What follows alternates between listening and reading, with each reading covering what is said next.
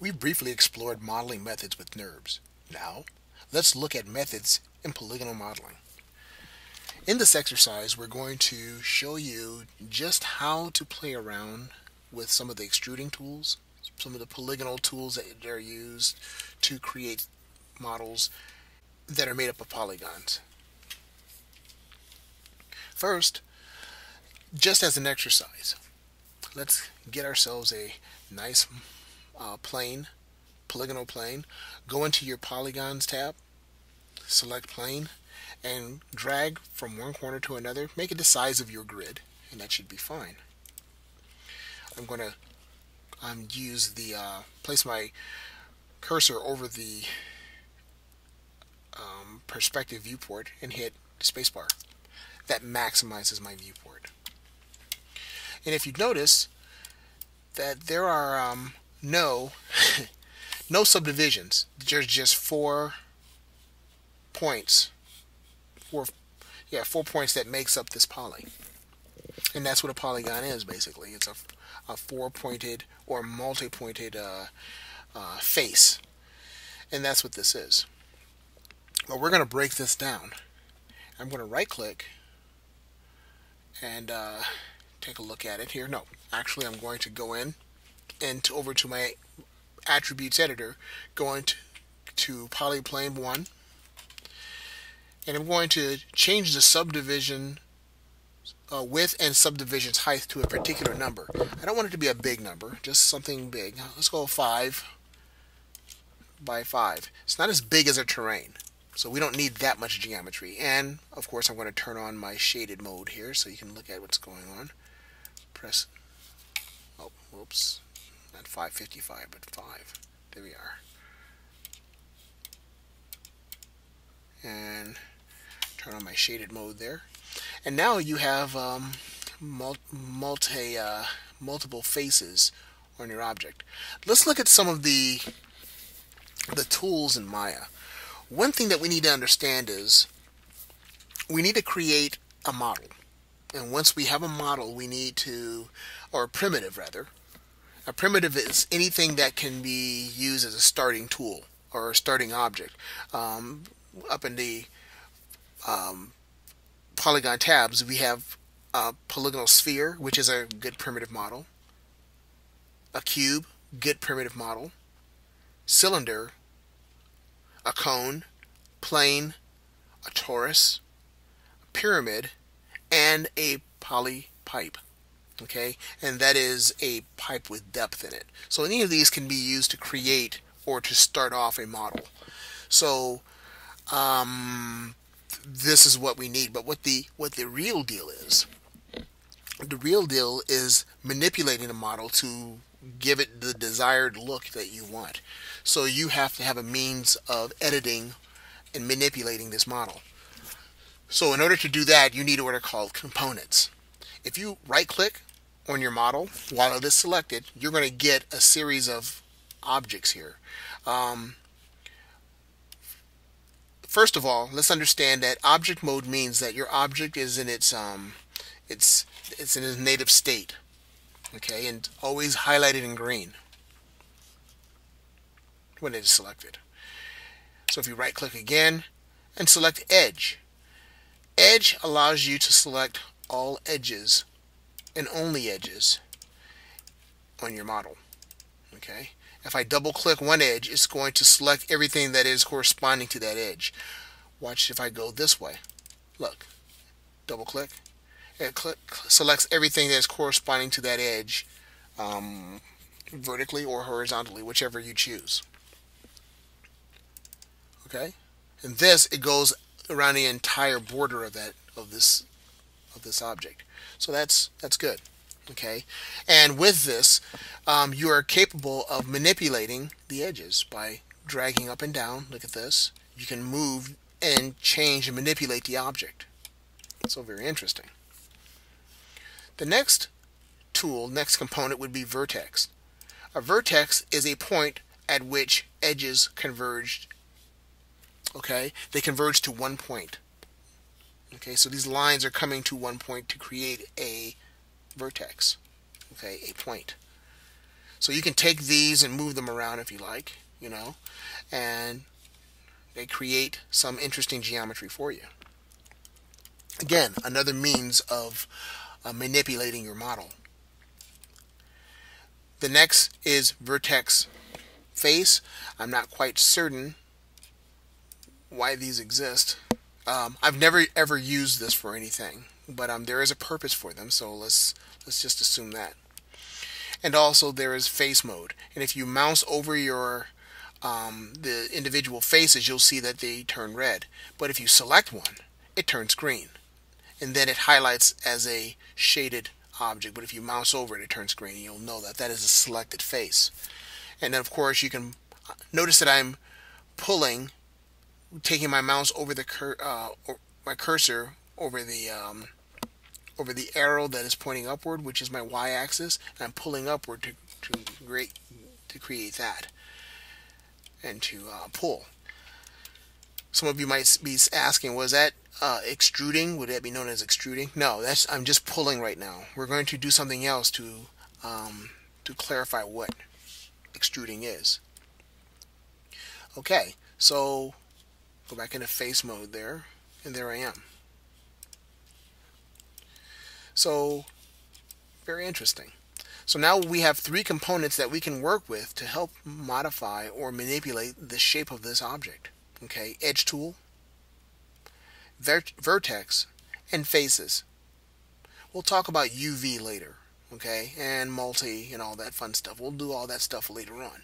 But right now, these are the four components that you need to understand. Object mode, edges, vertices or vertex. Vertices is plural for vertex, okay, and faces.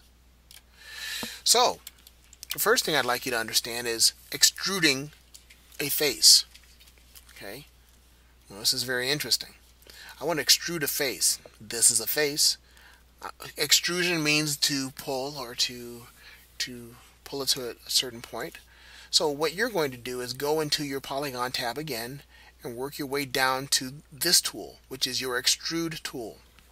Okay, this tool will allow you to extrude this face to whatever height that you want. So I'm going to select that one, and what you get when you select it is called a universal manipulator. It sounds like a weapon in Halo, but it is not. It is this deal here. And what you see is you have all the components of your transform tools all in one. You have your move tool, which are the arrows. Okay. You have your rotate tools, which are the circle around here. If I can click that circle, look, now you got your full rotate tool, and also you have your scale tool, which is the little boxes at the tips of the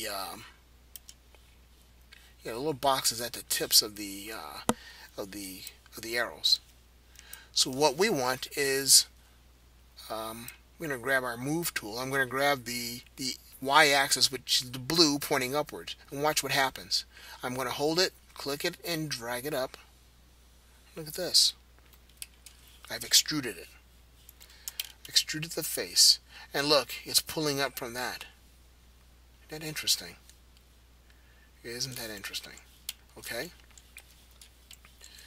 Something else you can do here, I'm going to kind of play around with the scale tool. I click the box there, but now I can go into the middle of that box and click it and drag, and I can change the scale of that box. Look at that. Or that face, rather. I can change the scale of that. Okay. Let's go up again. Let's scale it again, or let's extrude again. I had to go up, and every time I want to extrude, I must click my extrude button to give me a separate face. Otherwise, I'll just keep pulling my geometry up. I want there to be segments. Okay, and a segment is what you're looking at, this line going around here. That is a segment. Okay, and with each extrusion, I'll do it again, I will have, look at that, a segment. Okay, now I'm going to take and rotate this face here like so on the y-axis. I'm rotating it. And then I'm going to extrude again. Look at this. Boom. Alright, and I'm going to click it and rotate it again on the y-axis, and then I'm going to extrude again. Look at that. Boom. With every extrusion, you need to have that, okay? Now, here's something interesting that you want to take a look at, and that is the fact that you've extruded this extremely faceted object. It probably doesn't look like anything you'd be interested in wanting to continue on as a model. But watch what happens when I hit the number 3, which is my smoothing object tool. Look at that. Oh my gosh. Oh my golly. Isn't that something? Well, now it gets really interesting because we're not restricted to having just a 3D model that is faceted and boxy. This gives us something totally different to look at. Something totally different to look forward to. Here's something else I'm going to do. Okay, I'm going to go on my edge mode with this still smoothed out in the way that it is, and I'm going to double click this edge here. Look at that.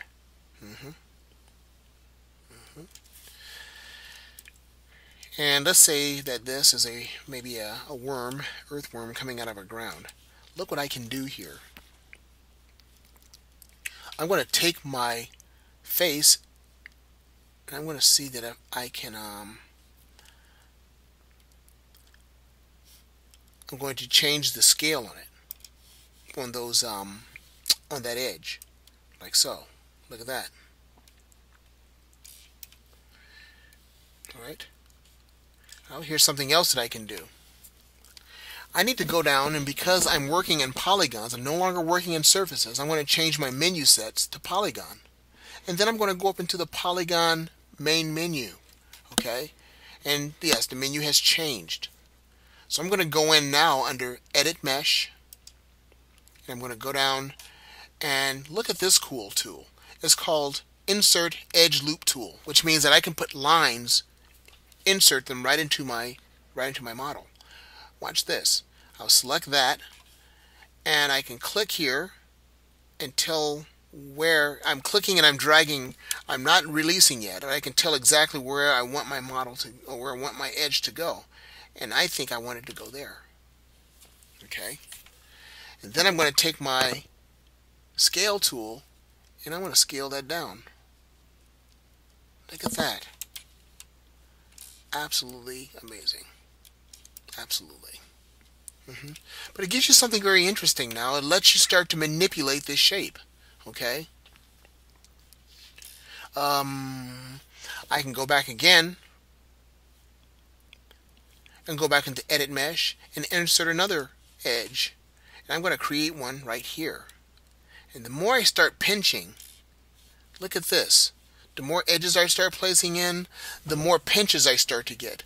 And now I'm getting what's called beveled edges. Okay, we'll talk more about this in just a little bit. But right now, I can take that shape and I can draw it closer to the edge, and look what it's doing.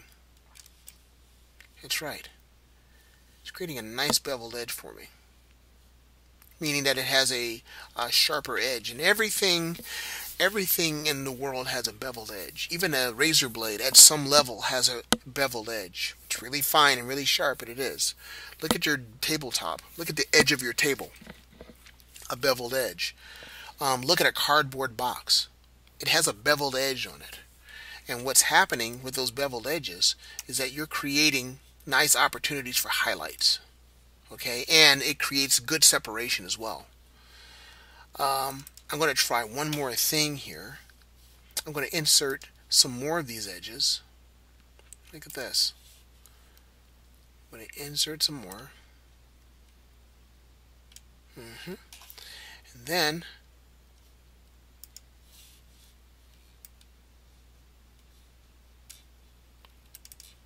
I'm going to pull this down here like this. Now look what starts to happen. There's a lot of separation going on there. Look at that. It's like a Dr. Seuss hat or something. Okay, so no longer just this thing coming out of the ground, but now you got this great opportunity to build really great models with, okay? let's turn it back off, and I'm gonna go to 1, and that's what I have here. But as I smooth it out, look at this. Kaboom! Very nice. Let's render that out here and take a look at it. Again, in Maya mode or Maya software mode, it's not going to be smooth. So we need to hit Maya render, or mental ray rather. And there it is. It's really kind of sweet. It's a nice little thing. Okay. So you're creating some really nice opportunities here for creating a model. Hey, look at this. I'm not finished yet. Let's try something else here. Let's say that I want to make a ram's horn. Okay. And I want to extrude it from like maybe a sheep's head or something. Watch this. I'll go over into curves, and I'll go get our old friend, the curve here, and I'll just start doing this like that. Look at this. I drew that all one plane. Pretty nice. But then what I'll do is take it, and I'll right click it and get the control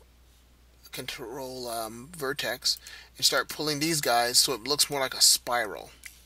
Okay, like that.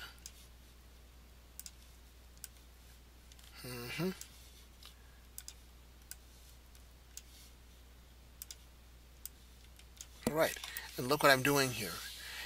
I pulled points up until it gets to a spiral object. Now watch this. This is going to be so groovy. You'll love this. Let's go back into object mode here. And of course you'll have to rotate it. I think, yeah, rotate.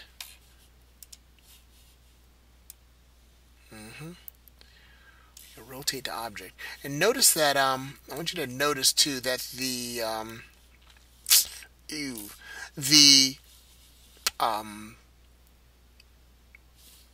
pivot point is all the way over here. I want it to be right here next to my object. So if you ever have something like this and your pivot point is way over there, then here's another thing you can do. Go to Modify in your main menu, go to with your object selected, and click Center Pivot. And it brings your object right back over to where this pivot belongs. Okay, and I'll drag this over here like so, and right there. Okay, yeah, right there. Okay, let's try something here. I'm going to right click on face and select this face, and then I'm going to select that edge. Okay, and then I'm going to click extrude, and let's see what happens. Go to polygons, click extrude.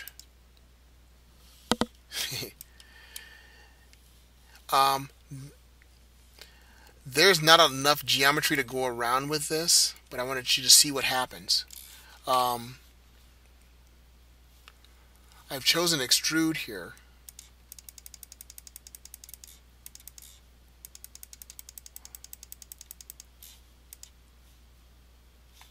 I've chosen extrude because what I wanted to do now, under this tool here in my attributes editor, look what happens when I add.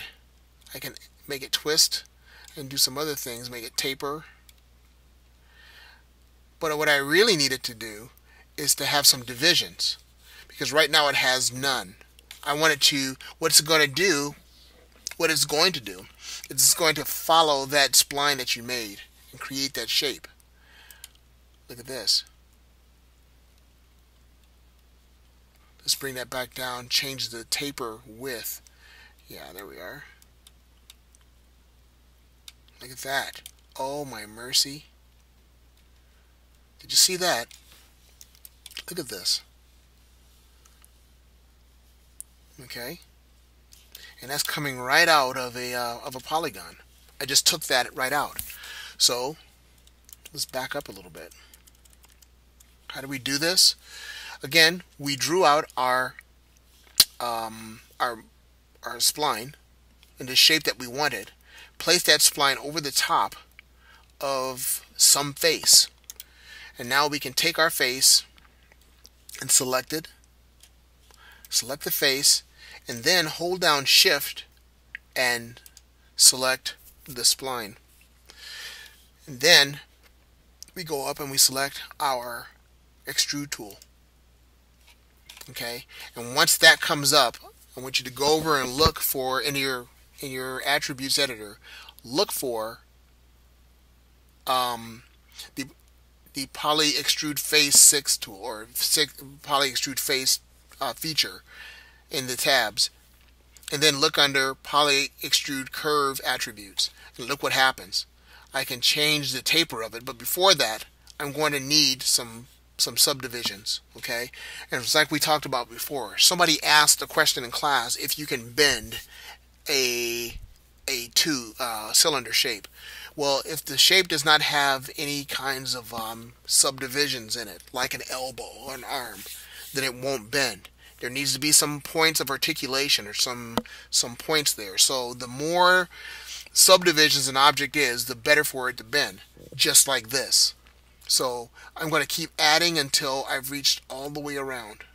Okay, that's pretty darn fat there. Yes, it is.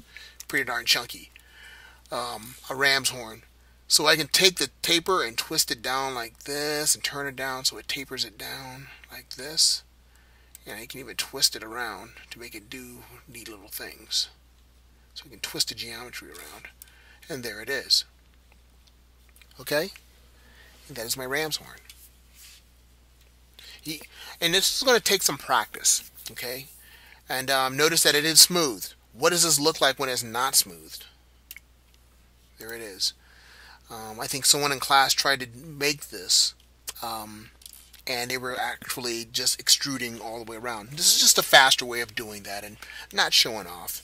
Just showing you that there are some easier methods of doing things. Okay, so take this to heart and have fun with it. Okay, it's supposed to be great fun that you're having. Put that smooth back on and take a look at that. Nice stuff. Very nice. Again, so what did we learn here today? Well, we've learned that with extruding you can create some very complex objects. Okay, watch this. I can take this extrude here, and I'm going to like make a I don't know, a claw coming out of a lion's end of a lion's finger. So I can go here and just go to extrude. Pull that bad boy up there like so, and let's say that's the tip of the lion's finger, and let's extrude again. Yep, just like that. Okay, now I'm going to extrude again, only this time when I extrude I'm going to change the size of that extrusion like so. Okay, and I'm doing this without having to go into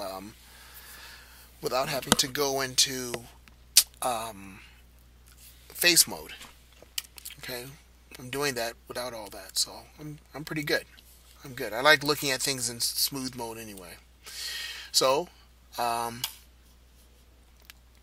will hit extrude again, and this time I'll punch it in, and maybe I'll extrude out a little bit. Let's scale that out. Yep. Then I will hit extrude again, and look at this. And then I'm going to change that little guy there. Extrude it one more time. Maybe I can turn that around here like so. And one more extrusion.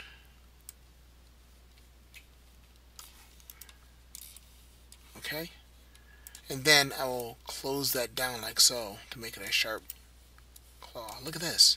Looks like a bear claw or something coming out of a cat's claw or something. Okay. Isn't that cool? Again, you can just extrude faces like this, okay? And this is one of your assignments. You're going to be extruding faces like this, and this is what an exercise is to help you understand how to extrude and do neat little things to improve your model. Okay.